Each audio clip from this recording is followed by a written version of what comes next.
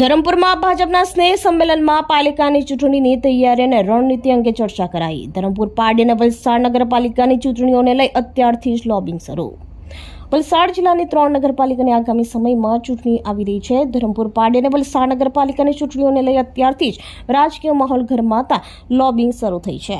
રાજકીય પાર્ટીઓ દ્વારા અત્યારથી જ તૈયારીઓ શરૂ કરવામાં આવી છે। જોકે દિવાળીનો માહોલ પૂરો થયો હોવાથી હવે રાજકીય પાર્ટીઓ દ્વારા દિવાળી સ્નેહ મિલન થકી કાર્યકર્તાઓને સક્રિય કરવામાં આવી રહ્યા છે। ધરમપુરમાં ભાજપનું સ્નેહ મિલન યોજાયું હતું, જેમાં ધરમપુરના ધારાસભ્ય અરવિંદ પટેલ, વલસાડ જિલ્લાના ભાજપ પ્રમુખ હેમંતભાઈ કંસારા સહિત જિલ્લાના ભાજપ સંગઠનના હોદ્દેદારોને અગ્રણી કાર્યકર્તાઓ પણ ઉપસ્થિત રહ્યા હતા। મહત્વપૂર્ણ છે કે ધરમપુર નગરપાલિકાની ચૂંટણી પણ આવી રહી છે, આથી ધરમપુરમાં ભાજપના યોજાયેલા સંમેલનમાં ચૂંટણીની તૈયારી અને રણનીતિ અંગે પણ ચર્ચા થઈ હતી।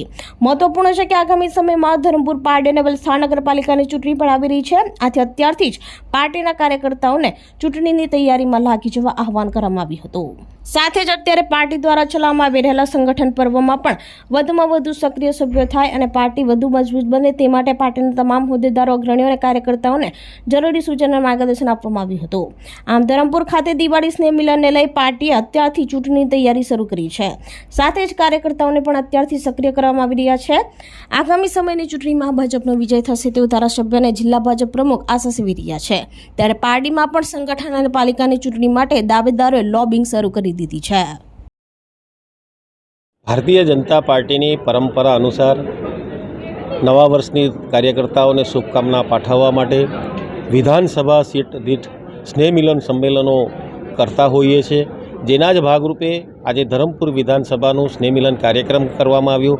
અને ગત વર્ષે જે કાર્યકર્તાઓએ જે સંગઠનાત્મક રીતે કાર્યો કર્યા છે, રાજકીય ક્ષેત્રે કાર્ય કર્યા છે, સાંસ્કૃતિક રાષ્ટ્રવાદને અને સેવાહી સંગઠનના જીવન મંત્રને લઈને ભારતીય જનતા પાર્ટીના કાર્યકર્તા સદા તત્પર રહ્યો છે, તો એ કાર્યો થકી એમને બિરદાવવા માટે અને આવનારા સમયની અંદર જે સંગઠનાત્મક કાર્યક્રમો આવી રહ્યા છે એ સંગઠનાત્મક કાર્યક્રમોની અંદર આગામી સમયની અંદર જે પંચાયતોની ચૂંટણી, નગરપાલિકાઓની ચૂંટણી અને 1 વર્ષ પછી તાલુકા અને જિલ્લા પંચાયતોની જે ચૂંટણી આવી રહી છે એના માટે પણ કાર્યકર્તાઓને તૈયાર રહેવા માટે અને સંગઠનને હજુ વધુ સુદૃઢ બનાવવા માટે અને સંગઠનનો પણ વ્યાપ વધારીને જે મંડળો જે છે એ 12 મંડળોથી હજુ વધીને આવનારા વલસાડ જિલ્લાની અંદર એ 12 મંડળોની અંદરથી 26 જેટલા મંડળો જ્યારે બનવા જઈ રહ્યા છે, તો સંગઠનનો વ્યાપ પણ ખૂબ જ દરેક બૂથ સુધી એનો પ્રસાર થવાનો છે।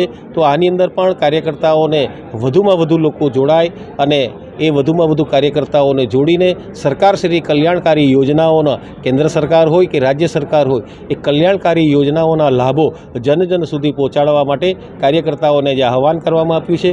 અને ભારતીય જનતા પાર્ટીનો કાર્યકર્તા હંમેશા એક ભારતીય જનતા પાર્ટીને પોતાનો પરિવાર માને છે અને એ પરિવારની ભાવના થકી પોતાના પરિવારના ભોગે પણ ભારતીય જનતા પાર્ટીના કાર્યકર્તા હંમેશા કાર્યનો જે આદેશ હોય છે એ કાર્યના આદેશને શિરોમાન્ય ગણીને એ કાર્ય કરવા માટે હંમેશા સદા તત્પર રહેતો હોય છે। ભારતીય જનતા પાર્ટી એ કાર્યકર્તાની બનેલી પાર્ટી છે અને જ્યારે પણ ચૂંટણી આવે ત્યારે ભારતીય જનતા પાર્ટીનો એક કાર્યકર તનતોડ મહેનત કરે છે। અમારી પાર્ટી વિકાસને વરેલી પાર્ટી છે અને એક પણ ચૂંટણી અમે હારવાના નથી એ નિશ્ચિત છે। અને આવનારા દિવસોમાં હજુ પણ અમારા ધરમપુર વિધાનસભા વિસ્તારનો ખૂબ વિકાસ થાય એવી મને પૂર્ણ શ્રદ્ધા છે। આપણી સંકલ્પ ન્યૂઝ ચેનલને સબસ્ક્રાઇબ અને લાઇક કરો, બેલ આઇકન દબાવો, જેથી આવનાર ન્યૂઝ અપડેટ્સની નોટિફિકેશન આપના મોબાઈલ પર સૌથી પહેલા પહોંચે। Like, subscribe and share the video.